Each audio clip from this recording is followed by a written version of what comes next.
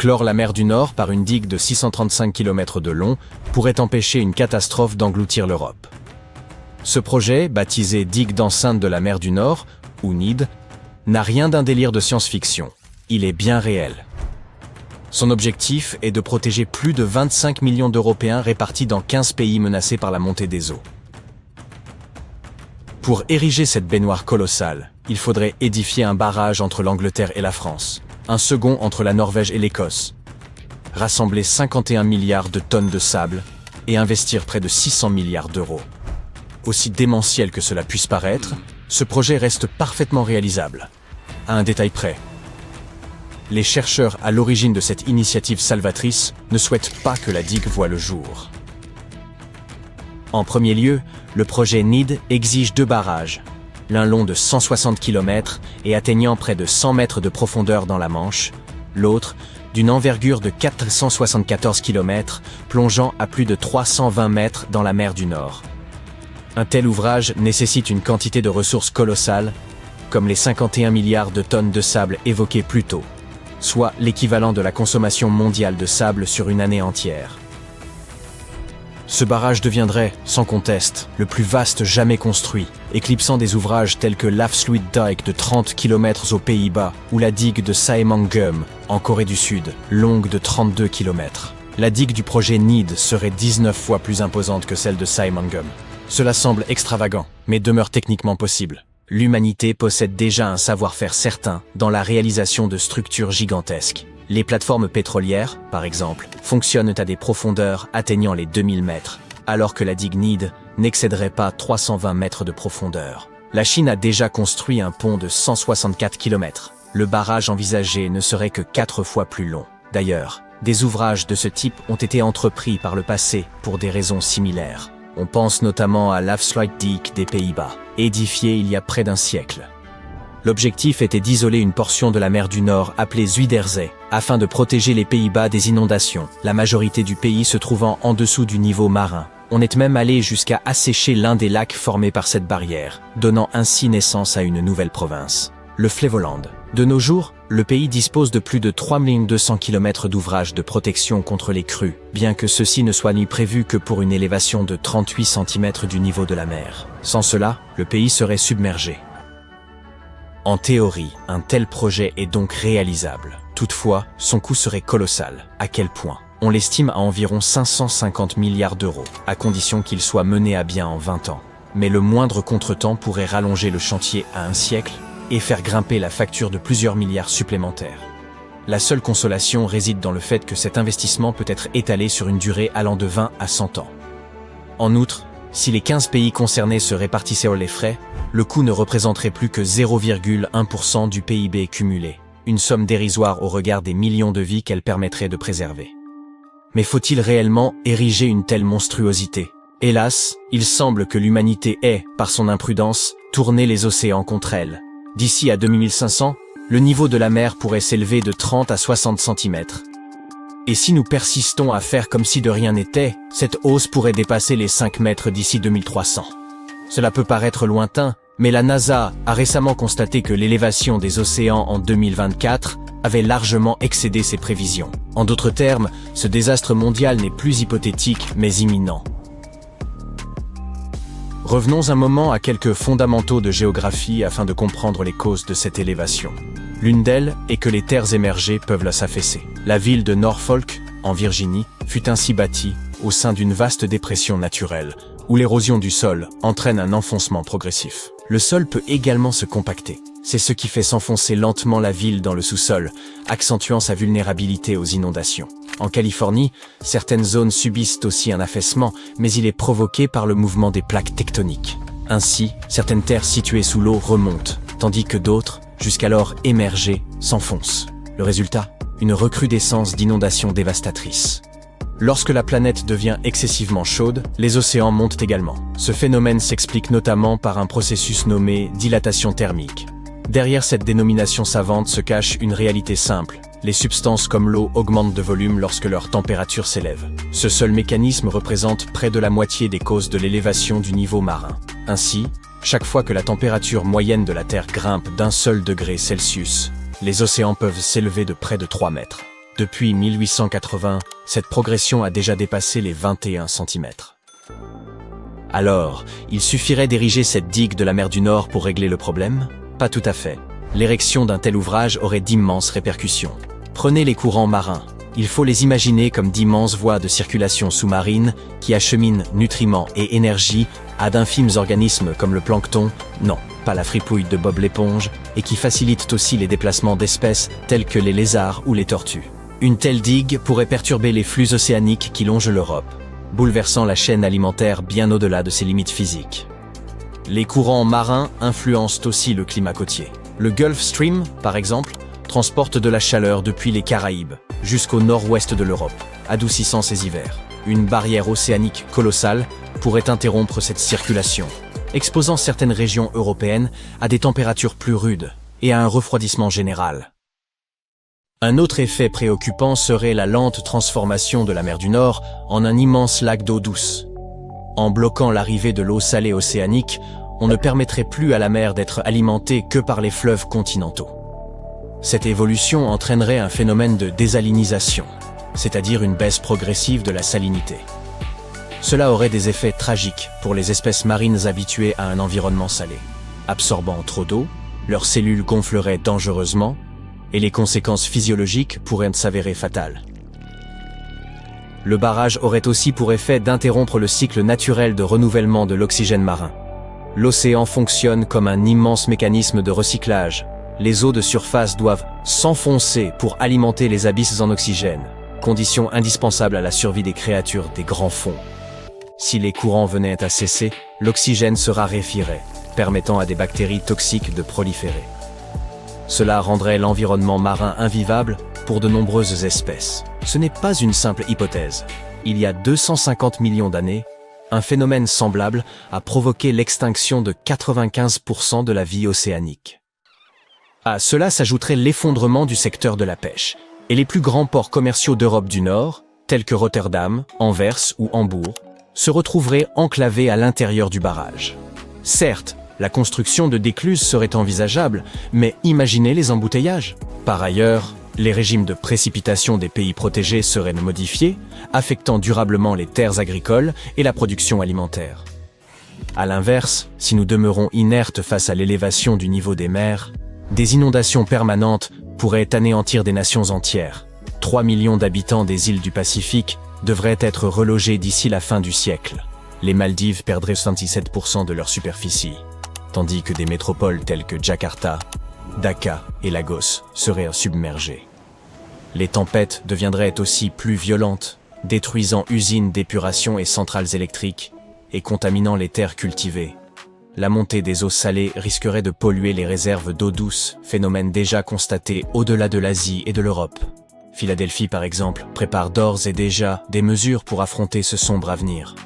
C'est la raison pour laquelle les scientifiques à l'origine de ce gigantesque signal d'alarme en forme de barrage s'opposent à sa construction.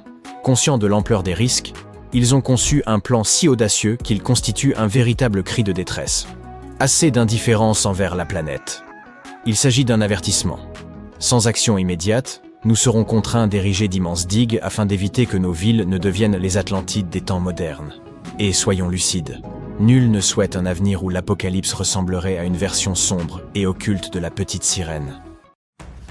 Si vous observiez le Sahara depuis l'espace en ce moment même, vous verriez un spectacle surprenant.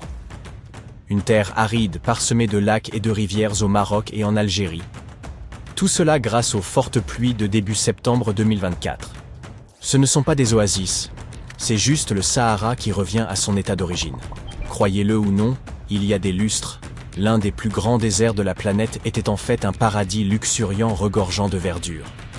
Voyons d'abord comment le Sahara s'est transformé en désert. Pendant la dernière période glaciaire, la terre était beaucoup plus froide et de grandes calottes de glace recouvraient une grande partie des terres émergées. À cette époque, le désert du Sahara était beaucoup plus vaste qu'aujourd'hui et il y avait moins de forêts tropicales sur notre planète. Et en raison de ces températures très basses, la répartition des pluies dans les tropiques a changé. Normalement, l'air chaud monte dans ces régions, ce qui contribue à provoquer des précipitations. Mais comme il faisait plus froid pendant la période dont nous parlons, la météo a été perturbée et il est tombé moins de pluie dans certaines zones. Cela nous a donné un climat plus sec dans des endroits qui sont généralement plus humides. Il y avait aussi beaucoup de poussière dans le désert du Sahara. Les scientifiques en ont retrouvé dans de vieux sédiments océaniques. Mais il y a environ 12 500 ans, quelque chose d'étonnant s'est produit. Les niveaux de poussière ont fortement diminué. Cela signifie que le Sahara est devenu beaucoup plus humide et indique que le climat s'est soudainement réchauffé pendant un certain temps avant de se refroidir à nouveau. Il y a 12 500 ans, le Sahara est donc devenu un endroit beaucoup plus vert, comme une savane, car un phénomène météorologique appelé zone de convergence intertropicale, oui, ça s'appelle comme ça, se déplaçait vers le nord pendant l'été. Cette période humide a atteint son apogée il y a environ 4000 ans. Les températures étaient alors un peu plus hautes qu'aujourd'hui. À cette époque, il pleuvait davantage sur les hauts plateaux éthiopiens, ce qui faisait que le Nil transportait plus de sédiments. Cependant, il y a eu un autre grand changement, celui-ci appelé événement de Heinrich, qui a provoqué le déplacement de la zone de convergence intertropicale vers le sud. Cela a entraîné un assèchement rapide des régions sahariennes et de la péninsule arabique. En conséquence, le Nil a connu beaucoup moins de crues entre 2700 et 2100 avant notre ère. Pour faire court, un peu tard pour cela, certes, le Sahara a connu des périodes alternatives d'humidité et de sécheresse en raison des changements climatiques et des conditions météorologiques pendant des milliers d'années. Jusqu'à récemment, nous avions un Sahara sec. Mais en septembre 2024, un cyclone inhabituel a traversé la région. Il a frappé le Maroc, l'Algérie, la Tunisie et la Libye, et a rempli les lacs et les rivières asséchées. Les images satellites de la NASA avant et après les pluies sont époustouflantes. C'est comme si le Sahara avait fait peau neuve.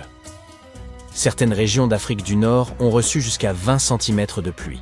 À titre de comparaison, Seattle reçoit environ 1 mètre par an, soit seulement 5 fois ce que le Sahara a reçu. Je dis « seulement » pour une raison simple. Seattle a la réputation d'être une ville pluvieuse, contrairement au Sahara. La difficulté réside dans le fait que ces 20 cm, soit l'équivalent de la totalité des précipitations annuelles de la région, sont tombés en quelques instants. Donc, d'une certaine manière, on aurait pu avoir l'impression qu'il pleuvait plus au Sahara qu'à Seattle. Les montagnes ont canalisé l'eau vers des lacs éphémères dans le nord de l'Algérie, qui se sont récemment étendus sur plus de 180 km² et ont atteint une profondeur de plus de 2 mètres. C'est assez d'eau pour tenir un an. Alors, que sont exactement ces lacs éphémères? Ce sont des bassins qui se remplissent pendant une courte période chaque année, mais qui peuvent rester secs pendant plusieurs années si la pluie n'est pas au rendez-vous. Parfois, l'eau s'y déverse depuis une petite zone environnante, mais il peut aussi s'agir de la bonne vieille pluie. Maintenant, une grande question se pose. Comment se fait-il que ces lacs existent? Généralement, ils se forment parce qu'il y a un excès d'eau emprisonnée à la surface. Mais le sol du Sahara est incroyablement sec. Ne devrait-il pas agir comme une éponge? Il doit avoir soif d'humidité. Pensez à la soif de votre plante en pot lorsque vous lui donnez de l'eau à votre retour de vacances. Cependant, aussi desséchée soit-elle, la terre ne peut absorber qu'une quantité limitée d'eau, souvent très faible. Et tout comme votre plante en pot, elle ne la boit pas forcément en totalité. Parfois, vous l'arrosez trop en réalité. Et si vous regardez au-dessous, vous verrez que le pot s'est mis à fuir. Un autre facteur important qui empêche le sol d'absorber l'eau est le manque de végétation. Dans des conditions normales, les arbres, les arbustes et diverses plantes aident à retenir l'humidité. Dans le désert, cependant, c'est presque impossible. Il y a peut-être quelques palmiers, mais c'est à peu près tout. Cela explique également la formation de ces lacs temporaires. Les précipitations qui ne sont pas retenues par les plantes s'accumulent dans les vallées et les dépressions de faible altitude, créant ces étendues d'eau éphémères. Ces lacs ne durent peut-être que peu de temps, mais cela ne veut pas dire qu'on ne devrait pas les nommer. Par exemple, le magnifique lac orné de palmiers ondulants que vous voyez ici s'appelle le lac Yasmina, situé dans la ville oasis de Merzouga. Dans certaines zones du désert, là où les dunes s'élèvent, on pourrait croire à un mirage, mais ce n'en est pas un. Les dunes de sable sont en partie recouvertes d'eau. Vous vous souvenez que j'avais parlé de 20 cm? Eh bien, ce n'est pas tout à fait exact pour certaines régions. En effet, il y a des endroits où l'inondation a été si importante que les palmiers ont été submergés jusqu'à leur cime. La dernière fois que nous avons vu une averse aussi intense, c'était il y a 30 à 50 ans. Mais cette pluie a été plus que bienvenue. Après 6 années consécutives de sécheresse, le Maroc en avait vraiment besoin. Les lacs, qui étaient à sec depuis des décennies, comme le lac Iriki, ont enfin reçu l'eau dont ils avaient tant besoin. Une analyse récente a révélé que sur les centaines de tempêtes qui ont frappé la région depuis 2000, seules 6 ont apporté suffisamment de pluie pour commencer à remplir ce lac. Et parmi celles-ci, seules 2 ont permis d'atteindre un niveau plus élevé que celui que nous avons observé en septembre 2024. Ainsi, si ces pluies torrentielles semblent être une bénédiction, la grande question est de savoir si elles vont durer. La réponse est oui. Lorsque l'air humide provenant des régions équatoriales rencontre l'air chaud et sec du nord, le désert du Sahara a tendance à recevoir davantage de pluie. Les scientifiques affirment que cette zone de collision se déplace vers le nord à mesure que la planète se réchauffe, et elle se réchauffe, et qu'elle devrait donc continuer à se déplacer dans cette direction au cours des 2 prochaines décennies. Mais je suis peut-être un peu trop optimiste. La vérité, c'est que les nouvelles ne sont pas entièrement positives. En réalité, personne n'était vraiment prêt à faire face à une telle inondation. De plus, n'oubliez pas qu'il ne s'agit pas d'un pays d'Asie du Sud-Est où les gens ont l'habitude de tant d'eau, mais du Sahara, une région aride.